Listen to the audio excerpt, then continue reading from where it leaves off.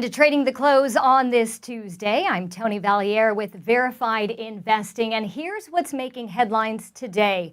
Goldman Sachs far exceeds fourth quarter revenue expectations. Earnings reported are 51% higher than the previous year. Morgan Stanley also reported better than expected fourth quarter earnings, boosted by strong investment banking. Design and software firm Synopsys says it will acquire software firm Ansys in a cash and stock deal valued around $35 billion. Boeing shares tumbled 8% after Wells Fargo downgraded the company to equal weight from overweight following troubles with its 737 MAX 9 planes. And at one point, the Dow dropped more than 300 points as Treasury yields rise. Let's take a look at where things stand just before the closing bell on this Tuesday. Right now, the Dow down 239 points, the Nasdaq down 57, the S&P 500 down 17, oil down 0.52, gold down 26, and Bitcoin up 622. Let's bring in my special guest, my first special guest on this Tuesday. We have two, by the way. Master trader Gareth Soloway. What do you make of the Dow plummeting right now? Yeah, so interesting day today, and yes, first guess, but the second one is much better. So let's be clear on that. But just to cover, just to cover the data here, we have the S&P pulling back today, the Dow's pulling back. A lot of that is Boeing with the Dow because Boeing is such a big component of the Dow Jones Industrial Average. The key to remember here is this is the SPY chart, the S&P 500, and you can just see we keep bubbling up against this resistance level. This is an all-time high. This is an upsloping trend line. And you can kind of see every time we hammer into that, the market seems to be being rejected there. Part of that is valuations. Part of that is concerns. We're starting to hear concerns, obviously, out of the Middle East that things are getting a little bit worse. We've heard some hawkish chatter. In fact, today, the dollar started out stronger. In fact, we can flip over to that.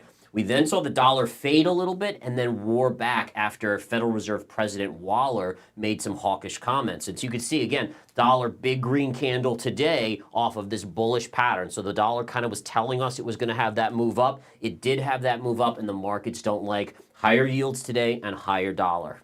Exactly, and you're constantly preaching that, and we're seeing that.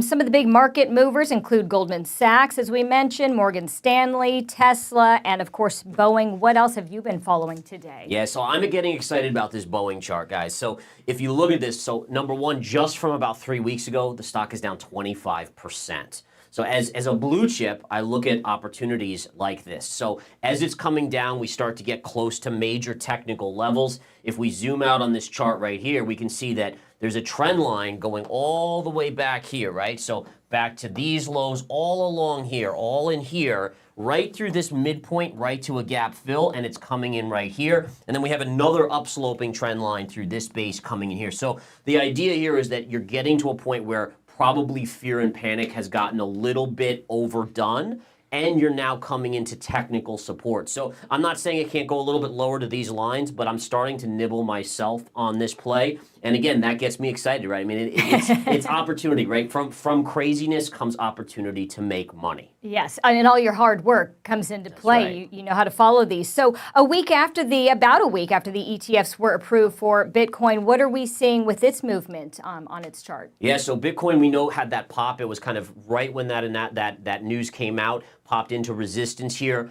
It then reversed and came down to its support line. So there's a very simple way to follow Bitcoin here. Number one, we see the level here, right, going through all of these lows, and we've retraced to it. We are holding it. So if Bitcoin holds this 42 to 43,000 level, it can actually move back up. If it breaks, you have 38,000 as your target level. So a little bit more downside if it does. But again, I point, as a trader, you want to look at both sides. Sure. And the bull case is that you've only retraced to where you were about 2 weeks ago or so. So that's good. And that's got obviously the sell the news event being absorbed. The bear case is, are you starting to make what I call a bear flag pattern here, which could dump out? I would just say this, follow 42 to 43,000. If you start breaking lower, then it goes to 38. Otherwise, it's safe as of now. All right, Gareth, thank you so much. We appreciate it as always. And I want to bring in my other special guest. She's actually a friend and former co-worker in the news industry, and that's why she's made time in her unbelievably busy schedule for Trading the Close. Natalie Brunell is literally seen everywhere these days. She's the host of the podcast Coin Stories, a Bitcoin educator, and media commentator. I'm so proud of all that she has accomplished. I call her the Bitcoin Queen and a friend. Natalie, welcome. Thank you so much for joining us on Trading the Close this afternoon. Oh, Toni, that is so kind of you. It's so great to see you. And luckily, Bitcoin has no queen or king. That's the best part about it. So Not yet, but you are on your way, my friend. I have to tell you, I'm learning so much about Bitcoin because of your podcast. And I must say, it's not the easiest thing to understand. I know you know that. But what I do know for sure is those who have interest in it are very passionate about their Bitcoin, and those who have invested in it, of course. It almost feels like a religion. So what is it about Bitcoin that made you decide to change your career and take a chance on this becoming your career? Because I know you had some people who doubted what Bitcoin could do for you. yeah, it's really about a greater mission to fix the money. One thing that I realized when I started to learn about Bitcoin is I really didn't understand how our financial system worked. I did not know the history of money, how fractional reserve banking worked, or really how money was printed and created and who was in control, as well as the privilege that we have here in the United States being the global reserve currency, at least for now. And when I studied Bitcoin, I realized that we can actually fix what's broken in money.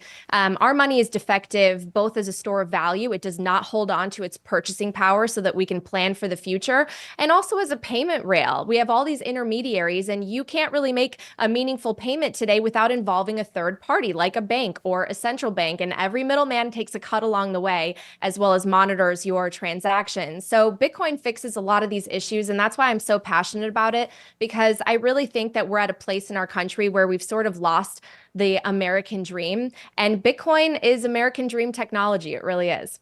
Yeah, I know you're not alone in feeling that way. So we met in 2016 in Sacramento, California, where we both worked together at a news station there. How has Bitcoin changed your life since then? Because when I see you, my friend, on national networks talking about Bitcoin, your face just lights up and you can't stop smiling. Well, it's given me a lot of hope for the future. I was a journalist for about 10 years, reporting on all of the issues facing America that's being discussed right now as we head into this election cycle, increasing public corruption, more and more people feeling like they can't catch up to the rising cost of living, the rising cost of education and homes and healthcare. And I've seen America sort of pull apart and divide themselves into two teams. And it wasn't like that when I was growing up. And decades ago, I mean, people could afford a really nice home on just one income. And so you have to start to ask yourself, well, what's wrong? What has changed? And when I learned about Bitcoin and the greater financial system, I realized that we have just printed so much money and gone further and further into debt and diluted the value of each unit in the system. And Bitcoin returns us to a sense of sanity and responsibility because it is a fixed supply. There will only ever be 21 million Bitcoin, and it's decentralized. No one is in control, and no one can manipulate it the way our current system is manipulated. And so it gave me hope that we can actually have a world and an economy in the future that is more accessible, that is more fair in terms of offering opportunity for people to provide actual value and be judged by their merit as opposed to who's closest to the money printer. And I think it really will alleviate some of the biggest issues in society. I think when the money's broken, it leads to a lot of things, including the moral decay of society, where people just start to feel really frustrated. They can't get ahead. They resort to things like crime. We're seeing an increase in mental health issues. I mean, our country is sort of pulling apart at the seams, and we need something that addresses it at the very core. And I think that the money is the biggest problem because people can't feel like they have hope if they can't make ends meet, and they don't feel like the future is going to be better than the present, especially for younger generations. And Bitcoin represents that hope. I mean, you really believe this could change the world?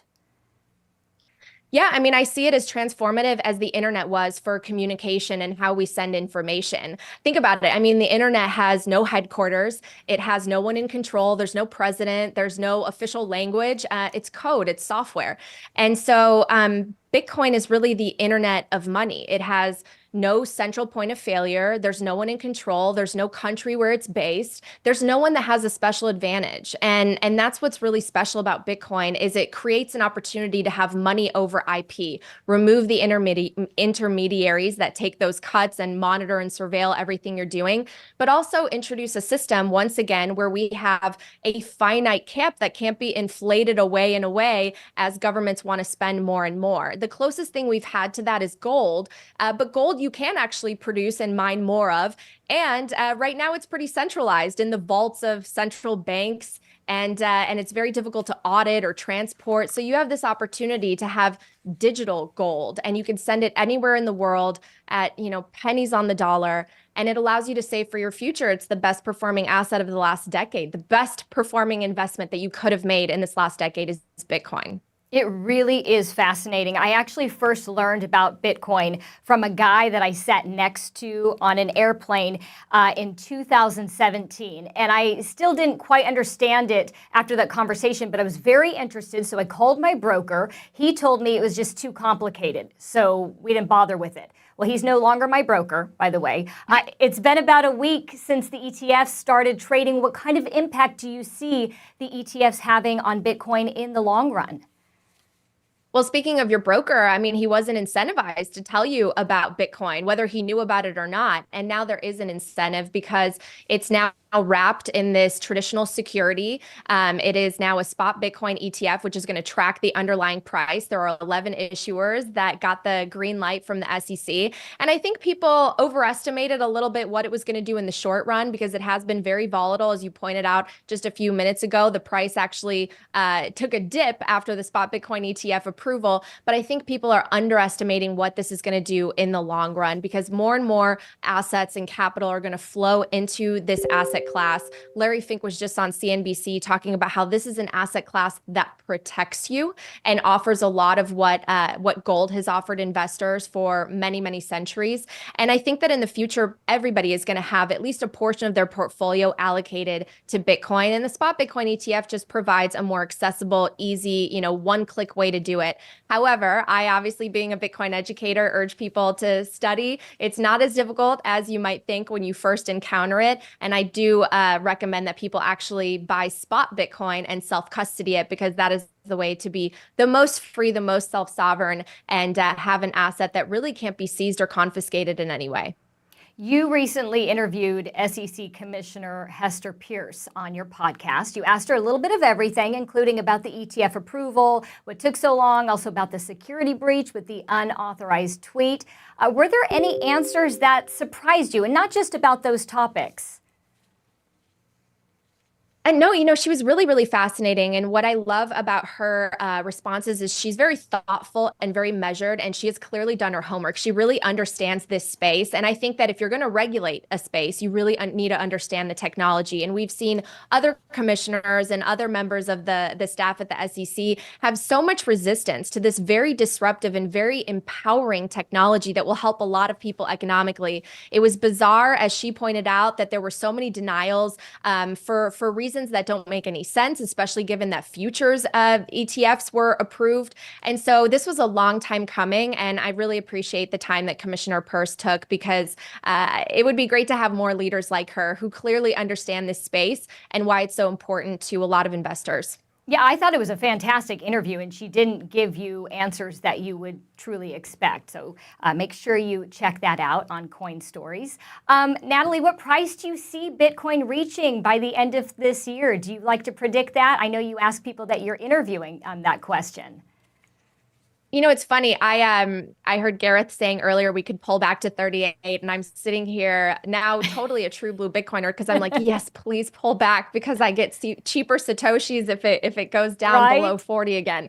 I think that we're in for a very aggressive bull run, whenever that does commence. I mean, usually Bitcoin is correlated with liquidity. And if and when we hit a recession, which I do believe we will, they're going to have to commence the money printer once again. And that's going to be good for assets like Bitcoin. And it'll be a little bit more expensive to dollar cost average then, but I plan to buy at the top and at the bottom. And I know that Bitcoin's going to be six figures someday. And I think it's going to be truly transformative in terms of the economic power that it's going to give back to people. People really need to be able to save for their future. I think that's the biggest thing that's at the crux of so many issues facing our country today.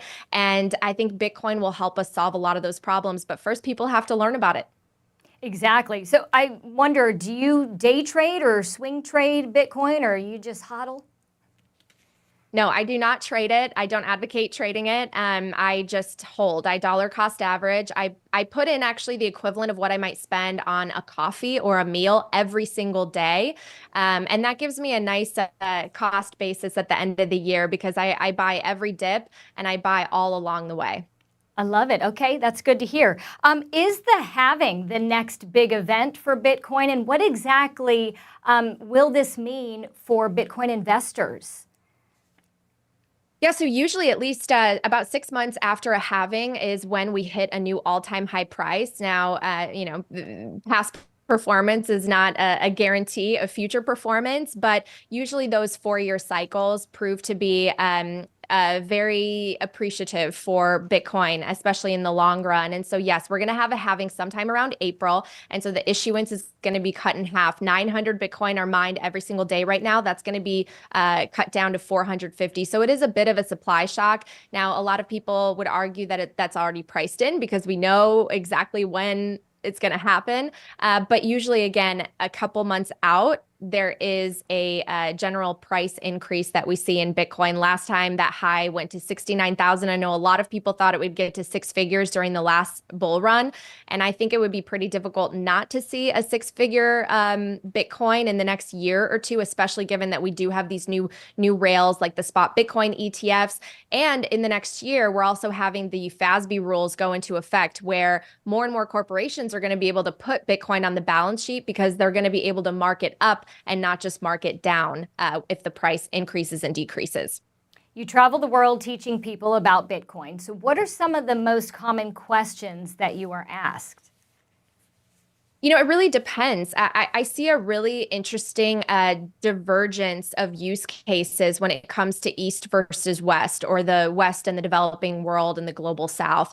Because here we really do look at Bitcoin as more of that store of value, being able to retain our purchasing power for the future, add a boost to portfolios because it does have the best risk-adjusted returns of almost any asset.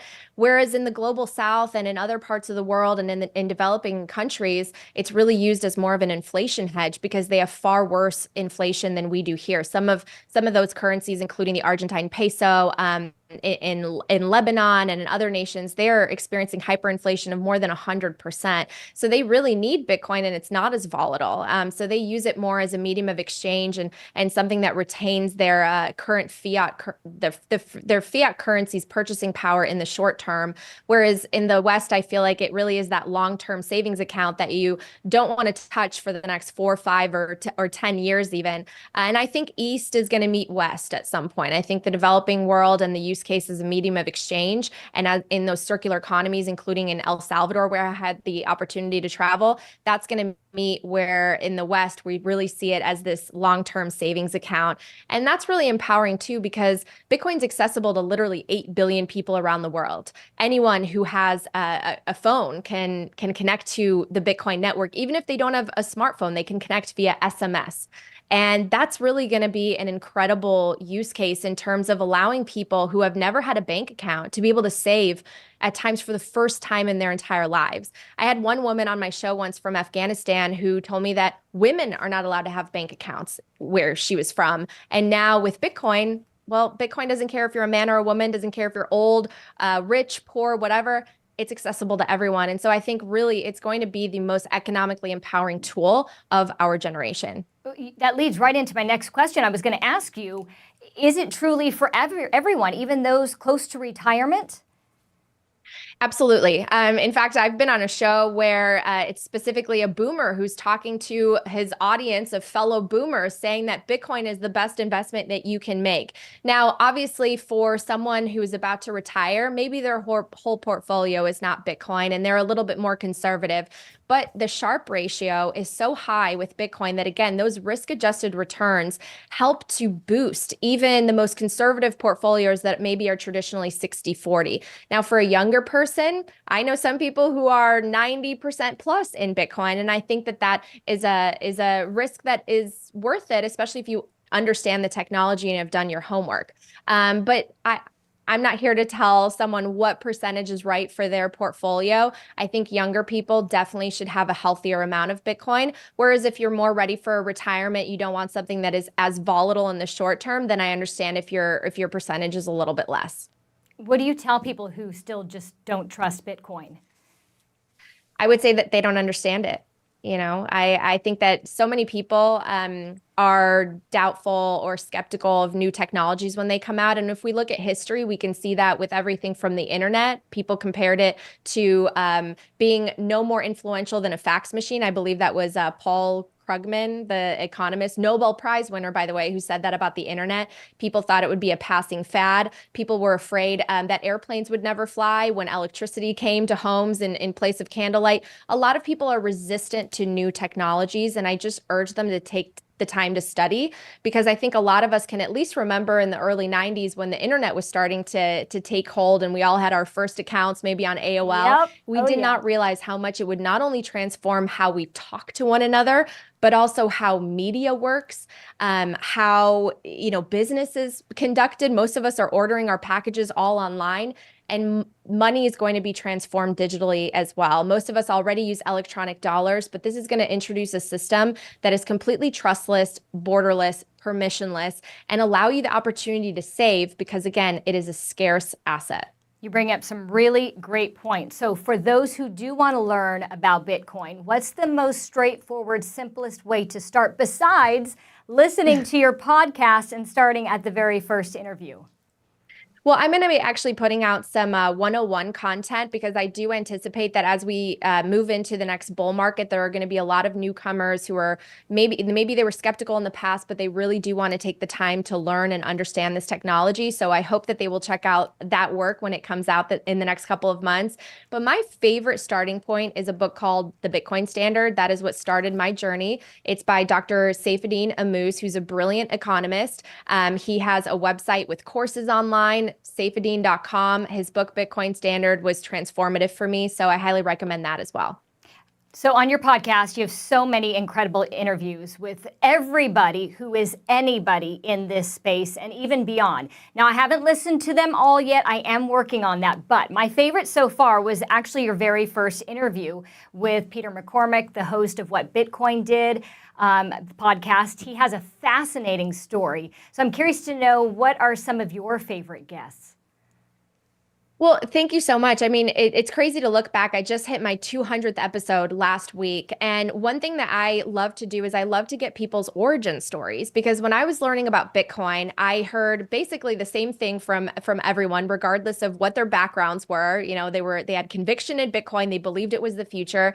But I really wanted to understand how people came to that conclusion and what led them to that point. What did they do in their previous lives, careers? Where did they come from? So all of my interviews have been very unique and fascinating, but I would say the standouts have been Michael Saylor, who's just probably the most brilliant person I've ever heard talk about Bitcoin. Lynn Alden, who I recently had back on the show. Jeff Booth, who wrote a brilliant book called Price of Tomorrow, which helps talk about inflation and deflation and how technology is going to continue to transform our lives moving forward. Preston Pish, who's a fellow podcaster. I would say that those are my top four. Okay, I promise we're almost done. I'm going to let you go because I know you are busy, but I want to do a personal, quick, rapid fire. You travel the world. Your favorite place to visit? Italy still, but there has yet to be a Bitcoin conference that I have spoken at in Italy. So I know some Italian Bitcoiners. Hopefully they will plan one in the future.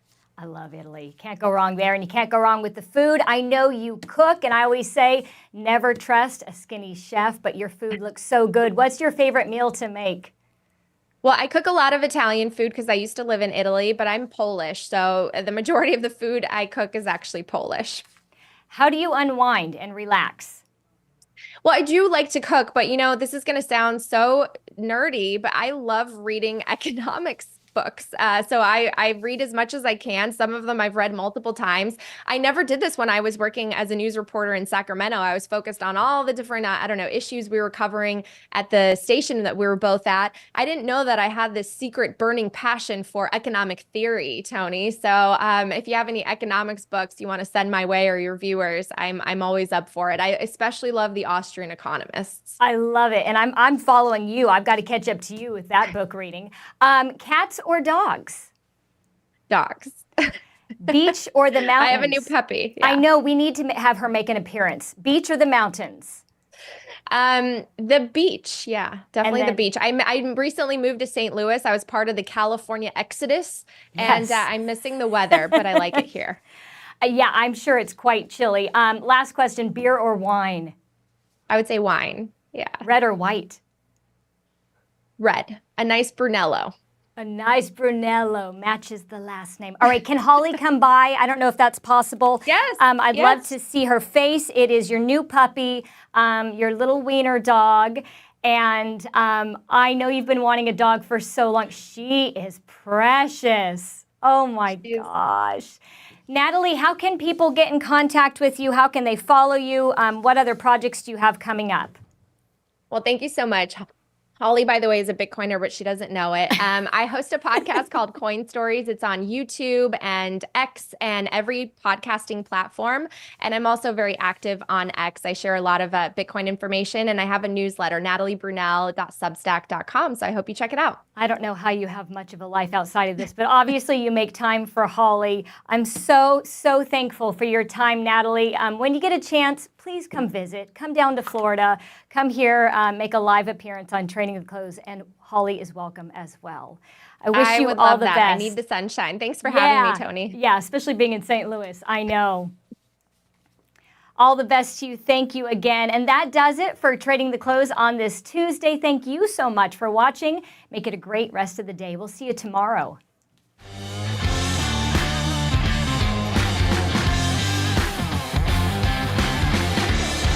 Hi, baby. You made a special appearance.